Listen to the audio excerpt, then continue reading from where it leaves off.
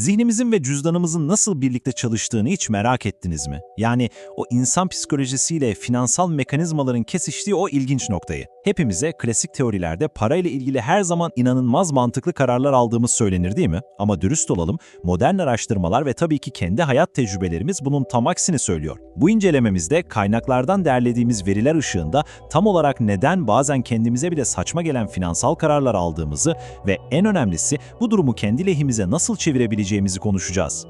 O zaman hemen hepimizin çok iyi bildiği o vurucu soruyla başlayalım.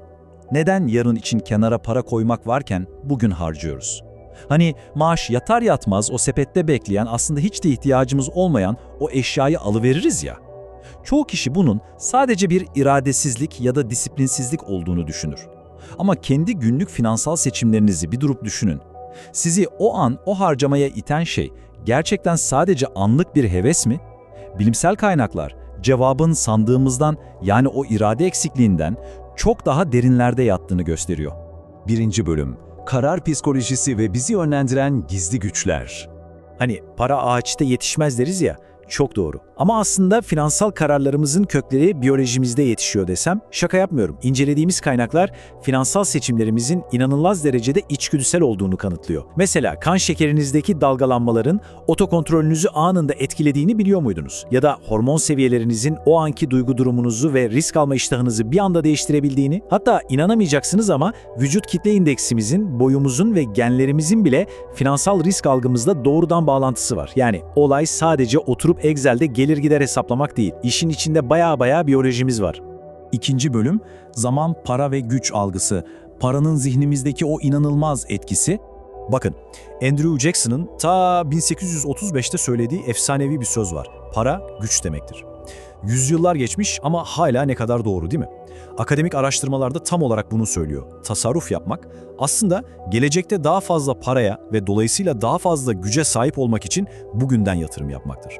Ancak işin püf noktası şu: hayatında bu gücü daha önce hiç hissetmemiş, o hissin tadına varmamış insanlar ellerine geçen parayı anında harcamaya çok daha meyilli oluyorlar.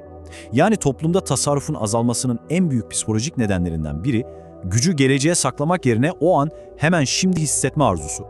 Bunu gözünüzde canlandırmak için harika bir mekansal metafor kullanalım. Kendinizi yüksek bir tepenin tam zirvesinde hayal edin. Oradan baktığınızda ufku, yani gelecekteki fırsatları çok net görebilirsiniz değil mi? İşte zenginlik insana tam olarak bu tepe bakış açısını verir. Geleceği planlamak kolaydır ama bir de vadiye inelim.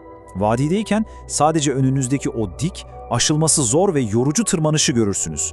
Yoksulluk veya maddi sıkıntılar insanı o vadide tutar, odak noktanız sadece şimdi ve bugün hayatta kalmak olur. Hal böyle olunca vadideki biri için tasarruf yapmak içgüdüsel olarak pek de mantıklı gelmez. Şimdi çok tanıdık bir senaryo düşünelim. Bir ürün var, çok istiyorsunuz, hemen yan dükkanda satılıyor ama fiyatı tam 2 katı. Aynı ürünü internetten yarı fiyatına alabilirsiniz ama kargo için beklemeniz gerekecek. Hangisini seçersiniz? Evrimsel yapımız gereği gelecekteki o rasyonel, mantıklı ödül yerine anında elde edeceğimiz tatmine yönelmeye çok yatkınız. Çünkü insan beyni için gelecek her zaman soyut ve belirsiz bir kavramdır. 3. Bölüm Risk toleransı ve kişilik tipleri. Peki kim daha fazla risk alıyor? Araştırmacılar insanları finansal davranışlarına göre temelde ikiye ayırıyor: A ve B tipi. Şimdi A tipi kişiliğe sahip olanlar genellikle hırslı, sabırsız, sürekli bir zaman baskısı hisseden ve inanılmaz rekabetçi tipler. Bu rekabetçi doğaları onları maddi başarı için çok daha istekli yapıyor ve haliyle gözlerini kırpmadan daha büyük finansal riskler alabiliyorlar. Diğer tarafta ise B tipi var. Daha sabırlı, temkinli, adım atmadan önce iyice düşünen ve düşük risk alan bireyler.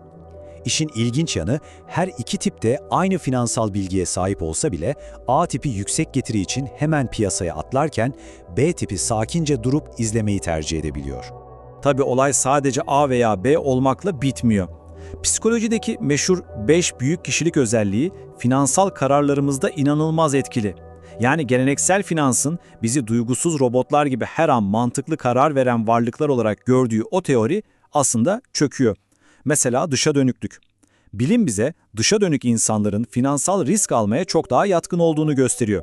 Hatta sıkı durun, bu insanlar sadece borsada veya yatırımda değil, Günlük hayatta, mesela trafikte hız yaparken bile daha fazla risk alıyorlar. Risk almak bu kişilerin adeta genlerine işlemiş diyebiliriz. 4. bölüm. Finansal okuryazarlık. Yani bilgiyi eyleme dönüştürmek. Peki nedir bu finansal okuryazarlık? Fodor'un tanımı aslında durumu harika özetliyor. Olay sadece parayı bilmek değil, finansal kavramları kavramak, o hayat hedeflerimize ulaşmak için yatırımlarımızı yönetmek demek. Ve belki de en önemlisi dolandırılmaktan veya o gereksiz boyumuzu aşan borçlardan kaçınmak demek. Yani bu bizim en güçlü savunma kalkanımız.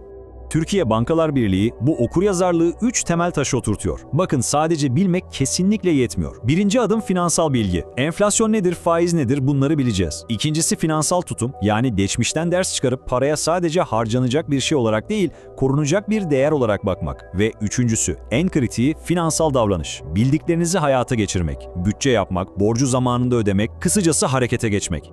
Burada kaynakların altını çize çize vurguladığı çok kritik bir nokta var. Finansal eğitim erken başlamalı. Hem de çok erken. Hayatın başlarındayken bu işin mekaniğini çözmek, ileride yaşayacağımız o uykusuz, kaygı dolu geceleri engelliyor.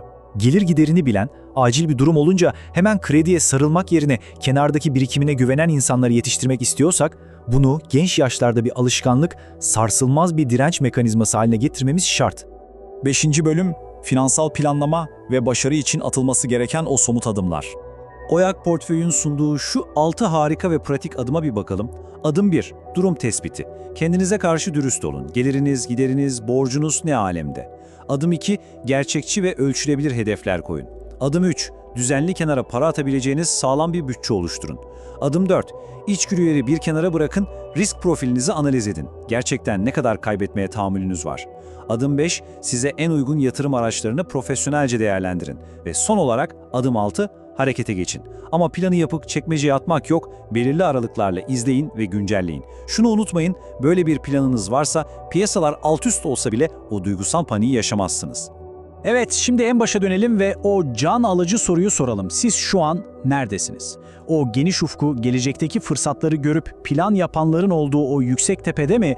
Yoksa o anki ruh halinizin, çevresel baskıların ve içgüdülerinizin sizi oradan oraya savurduğu o vadide mi sıkışıp kaldınız? Unutmayın, bilgi en büyük güçtür. Ve bugün öğrendiklerinizle o tepeye doğru çıkacak ilk adımı hemen bugün, şimdi atabilirsiniz. Bu incelememizde bana katıldığınız için çok teşekkürler. Bir sonraki analizde görüşmek üzere.